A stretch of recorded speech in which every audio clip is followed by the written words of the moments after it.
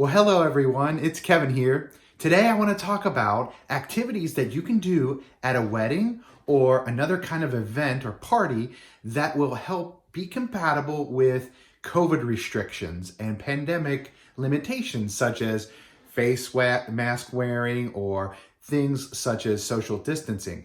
So I've got a couple ideas. I've got 10 things for you to consider, things that you might be able to do, some with a little twist on familiar ideas, and then of course some unique things that might give you some inspiration. So of course, one simple activity would be basically just creating a pre-produced slideshow or video set to music that you can show to your guests. And of course, that would be something that would be entertaining and also could be very personalized. Of course, because it's, pictures of, if it's a wedding, it's pictures of the groom and bride's childhood, or perhaps it's, the guest of honor at the quinceañera, whatever the party is about. Basically, you could just highlight the person's life. Now, that would be something, of course, you would do beforehand. You would need access to a lot of pictures, video, and those kind of things. And then you could have somebody produce it into a video and of course project it on a screen or something at your venue. So that should be pretty simple, pretty direct, but these 10 activities I want to talk about go a little bit beyond and require a little bit of emceeing, okay? A little bit of interaction from the DJ or somebody that's a host. Okay, so first on the list would be the Newlywed shoe game, okay? Now this is specifically for weddings, and if you don't know, basically, the Newlywed shoe game has the newly married couple sitting back to back in chairs, and basically they take their shoes off, and the bride, for example, will have a shoe of her own and a shoe of the groom's, and the groom will have a shoe of the bride's and a shoe of the groom's, and whatever configuration it is. If it's two brides, the bride has one of her shoes and one of the other bride's shoes. Okay, so basically what happens is the MC or the host will essentially, interact with those two, with the new couple, and ask questions, of course, over the microphone, and the couple have to, without seeing each other, because remember, they're back to back, facing away from each other, they have to raise a shoe. So it could be, who falls asleep the fastest? Or, you can get really funny, like who's most likely to drop their phone in the toilet or something like that. Now, I'm going to raise my shoe if I think I'm the one, or I'm going to raise the other person's shoe if I think they're the one. And it's hilarious. It's really, really funny. Even the simplest questions about, who's the better driver, or who can cook the best meal, or whatever. You can really get a lot of laughs, and people love to film that. They love to watch it. And it's also scalable, meaning if you're the DJ or the MC and you bring, let's say, 20 questions, great, and it's not going so well. Maybe you're not getting the reaction you thought, which you always get a great reaction. I've always seen a great reaction from this game. But if you're not feeling it, you can trail off on question 7 and be like, all right, and the last question is, or whatever. Now, I would go the other way. I would bring more questions because you can kind of milk it and keep going, maybe 10 or 15 minutes even. And if the crowd's really, really into it, if people are really getting excited about it. So there's an idea, the Newlywed shoe game. That's number 1. Number 2 is the anniversary countdown dance. Now, at a wedding, that's a pretty common activity where the DJ or the host will ask everybody that's married in the room to come up to the dance floor, and they'll put on a slow song and you'll dance. And essentially the DJ will count down, or really count up in years. And once you get to the certain year that you haven't been married that long, you're going to step off the dance floor or sit down. So for example, if I say 2 years, and if everybody on the dance floor has been married 2 years or longer, great. And then I say 3 years, and then let's say somebody's been married just over 2 years, they're going to have to step off the dance floor, okay? And usually I go like 1 through 5, and then I start jumping up in increments of 5, right? Like 5 to 10 and 10 to 15, because you don't want to do, count 1 year at a time all night. And grandma and grandpa are sitting there like, oh man, he's got a long way to get to 58 or whatever their number is. So that's a really cool game, of course, but it's hard because of COVID and restrictions on distancing. So what you can do is you can do the anniversary countdown dance at your table or even with 6 feet apart. I've seen a couple different solutions to this. One was pretty smart. We used stand-up cocktail tables to create some separation between people on the dance floor. That created enough distancing. You could always, of course, divide the room into sections and put certain people in different groups. And then, of course, at their tables, that's another option. So you can definitely do the anniversary countdown dance. It's cool. You just have to put a little bit of planning around distancing, okay? All right, so next is name that tune. And the way I think you could do this game, it's not anything new or super crazy, but a fun way you can do it, a fun way I've done it at events, is split the room into 2 groups. Super easy. You could put a line right down the center of the room. Your group A, your group B, and everybody's at their tables. You don't even need anybody to stand up. In fact, it works better if they're sitting down. Now, basically, you will play a little part of a song in this group, and I like to chunk music up into new stuff, classic, and vintage. So vintage would be like your 60s, 70s, your doo-wop, your old school stuff. Classic might be all the way up through the 80s, maybe even dipping into the 90s. Classic tunes, but stuff you're not going to hear brand new on the radio, but then the new stuff, okay? And new can go back 10, 15 years. Doesn't have to be brand new like today. But I do it that way, and then I say, okay, here's the rules. We're going to go Team A, and of course you want the teams to name themselves. So what's your name, Team A? We need to, and you can even pick out a spokesperson to be the captain of Team A, and they pick out their name, and it's a lot of fun. That team has, Team A and then Team B on the other side of the room. They can pick out their name. They can have their captain. The way we play is we say, Team A, here's the song, and we play it, and we turn it off, and you play like 10 seconds of it or 5 seconds, whatever you want to do. And then they get 2 points, 2 potential points, one for title, one for artist, okay? Now, if they get close, you can go ahead and reward them the point, but let's say they get 1, they only get this title and they don't know the artist, or they get 0. Well, the other team can steal those points, okay? So, you can kind of play that way. It's a lot of fun. It also, if you play that way, it keeps the other side quiet because they don't want to give up the answer to the other team, right? So in any case, you can definitely play Name That Tune, however you want to call it. You can play a game like that at an event and keep everybody separated and at their tables. Okay, so that's number 3. Number 4 would be a twist on a trivia game. And I've done this, which is a really great way to showcase the couple. So essentially, you could do it at a couple spots. I think one of the favorite spot I have to play this would be pretend we have 20 tables, okay, at the reception. This is, again, a wedding kind of activity, but you could do this at any party. Let's say we have 20 tables. Get from the couple, work with them, and or the host, or I'm sorry, the whoever is the person that you're having the party for. Get 20 questions about them and their lives. Get those, and essentially you'll read off the questions, and you'll ask each table, if you know the answer, put your hand up as fast as you can. Don't shout it out. Put your hands up. And then basically you're the MC walking around, right? And the MC is going to say, oh, okay, table 2, you got an answer? And if they say the right answer, this is the best part about this game, you congratulate the whole table and they get to go to the buffet line, okay? What a great way, what a great prize, right there, instant gratification. You get food if you know these things about the guest of honor or the couple or whatever. Okay, so that's one way you can do this.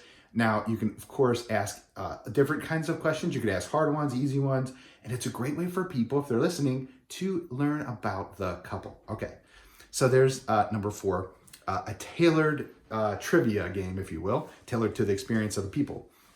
Now, another thing you can do at the tables. Now, these are a couple different ideas you can do at tables, and I've seen these done and varying degrees of success. I think it depends on what kind of crowd you have, but you could definitely do this, and it might be good to have some plants, okay? So these next couple games, it might be good to talk to some people at each of the tables around the room, kind of get them in on the activity so that they're going to help you make it a success.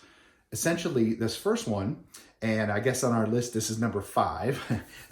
Number 5 is dancing at your table competition. Okay, so basically what this would be is we would have some music playing, and we could switch up the styles, switch up the music, and you would start a little mini dance competition at the table. So each table, each little, bubble, if you will have their own little dance competition. Not on the dance floor, but there at the table. They stand up from their chair and start their moves.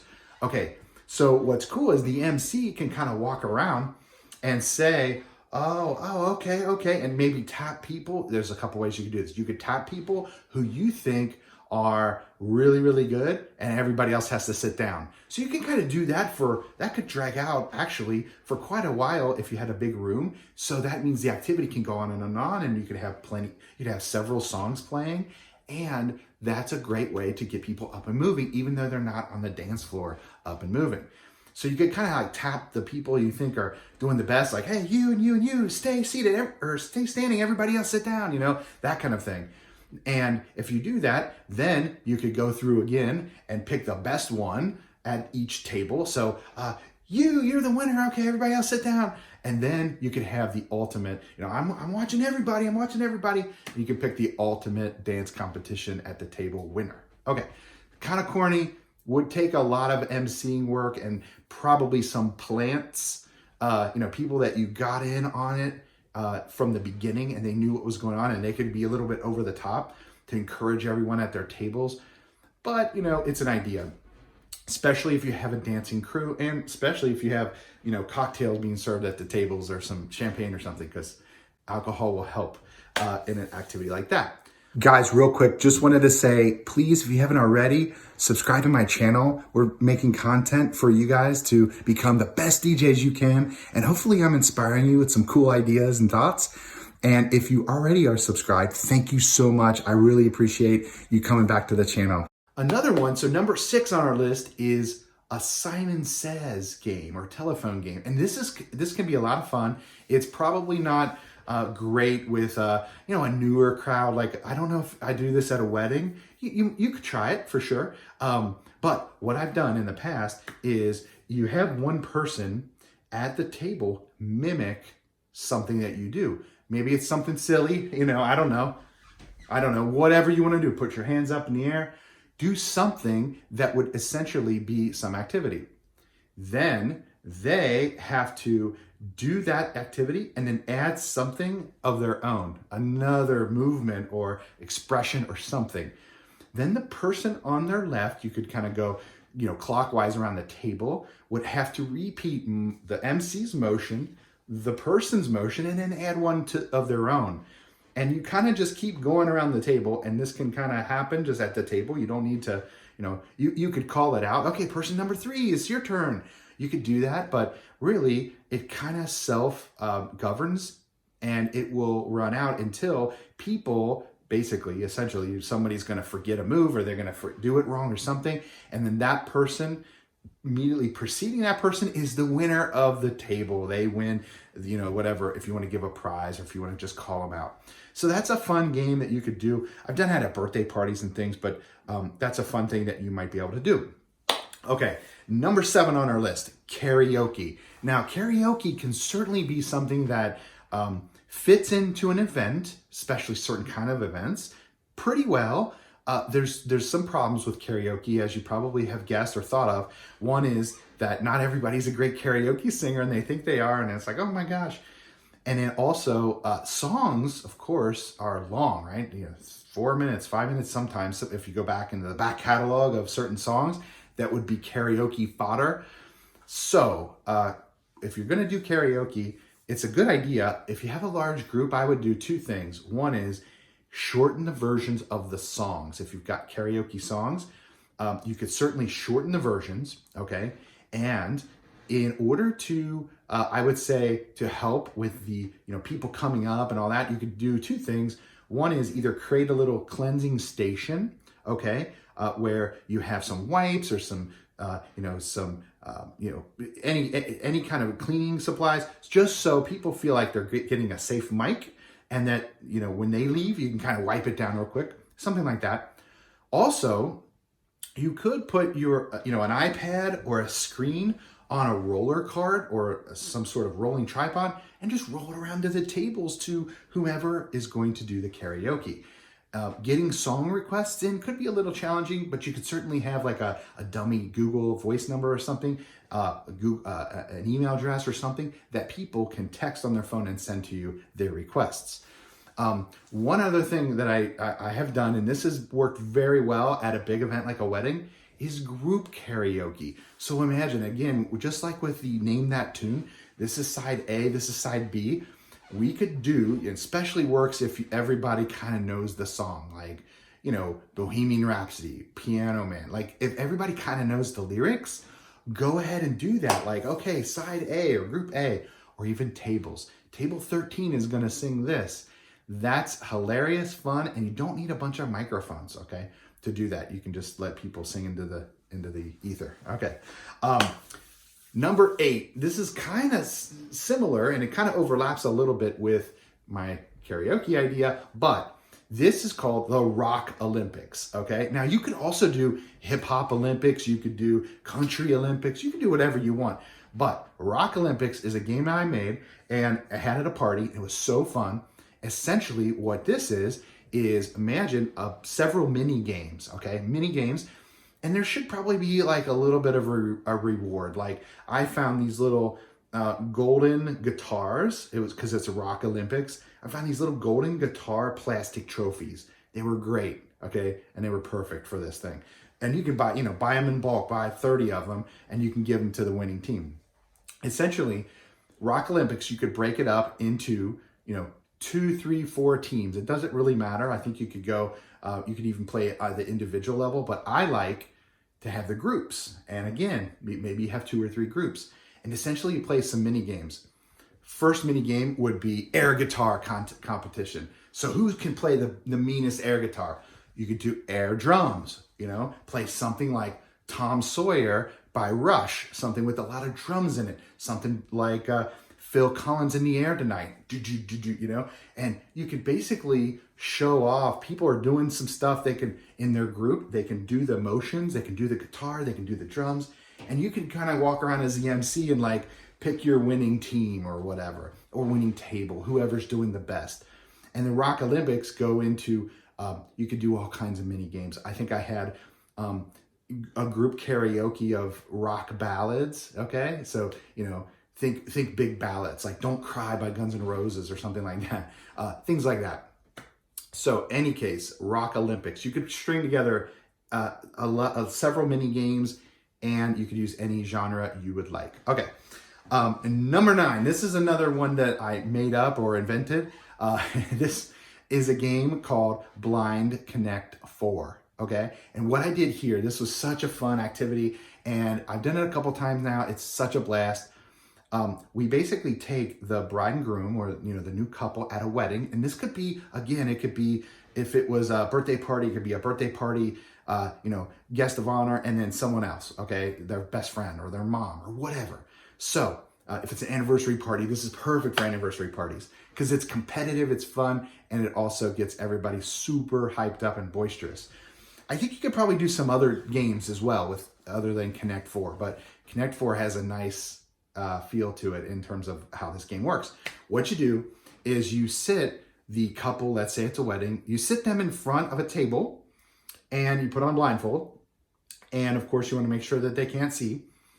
And before COVID, you would basically say, okay, everybody who's on the bride side, let's say, gather around the bride, okay? And then the guy, the groom, everybody is on the groom side, gather around the groom. And if you are on the, if you know them both, then go ahead and pick a side. Just pick a side. You got to be on one side or the other. Okay, so with COVID times and with pandemic restrictions, if you can't gather around like that, then you could you could be dispersed around the room. But people will know, of course, I'm with the bride or I'm with the groom. You don't have to be behind them or around them. Okay, so essentially they're blindfolded. They're in front of a table. They're seated in a seated position in front of a table. You bring out a Connect 4. You plop it in the middle. You give the one person the red checkers, one person the black checkers, and essentially you go and you say, defer. Whoever wants to go first can go first. That's even kind of fun. You could do some fun with that. But let's say the bride goes first. She'll, feel around. She'll put her checker in, and then it's the groom's turn. And here's where the magic starts. So the crowd who's on the groom's side has to shout, no, no, no, to the left, no, to the right, no, no, okay, perfect, drop it. And because the groom can't see, obviously, and they need to try to win. So what happens invariably is that you'll start to get some hecklers, right? People from the bride side will say, no, no, no, go to the right, go to the right, that's not right. And what's great about this game is everybody's shouting and it's like pandemonium. It's just crazy and it's a lot of fun. And of course, eventually you'll have a winner and you can say, hey, take the blindfolds off. This is great. Okay, it's a lot of fun. But that is Blind Connect 4 if you want to try it. It takes a lot of emceeing, of course, and a lot of talking through and basically getting the crowd involved, but they get involved very easily and very quick. And I think you'll find good results if you try it. One more idea, my number 10 idea, I guess, on this little list is we'll call it the honeymoon cake fund, okay? Okay, and here's what this is. So I had a couple who wanted to do a dollar dance, and this was last summer, the summer of 2020, and they wanted to do a dollar dance, but they were worried about that close proximity of their guests coming up, putting in $1, or money into the jar, and then dancing with the bride or the groom. And so they asked me to come up with an idea that would be that wouldn't require that kind of proximity and that closeness, but would still raise them a little bit of money for their honeymoon fund. So what we came up with is we basically got 2 jars, okay? And they were just like plastic fishbowl kind of jars. And we put them on the gift table right in the entrance. And I hyped this up, by the way. I talked all throughout the night about these jars. So people knew what they were for and they visited them. So essentially the 2 jars were, one had bride on it and one had groom written on it. And I think the maid of honor dressed it up a little bit and made it look nice. But we had these fish bowls. And what I would tell people and guests is, guys, put some money in one of these fish bowls. Whoever has the most, okay, obviously is the winner, okay? But whoever has the least amount of cash in their fishbowl is gonna get the cake smashed later in their face when we do the cake cutting. Now, this was a blast. We had a lot of fun with it. And when we went over, we looked, and of course, we all kind of planned out that the bride was gonna win no matter what, right? The groom did get a lot of cash. We went ahead and we moved, the maid of honor actually moved a bunch of money over from the groom's to the bride's bucket. So it was hilarious that, the bride had like, $400 in her bucket and the groom had like $20. Okay. It was not really split that way, but that's how we played it when we did this game. And it was so fun. And there was a lot of positive energy and of course, smash it. It just it took a twist on a sort of a tradition where, you're feeding the cake and there's tension, who knows who's going to smash who. And it just, turned it into a nice little game for the couple and for everybody involved at the wedding. So guys, those are 10 ideas that you could use in our post-pandemic, pandemic restricted events time. Now that we have some, face masks, social distancing and other restrictions, these are just some ideas that you might try that I found success with and had a lot of fun with. So guys, I hope you enjoyed that. Please like and subscribe to my channel. I would really appreciate it. And thank you so much. We'll see you next time.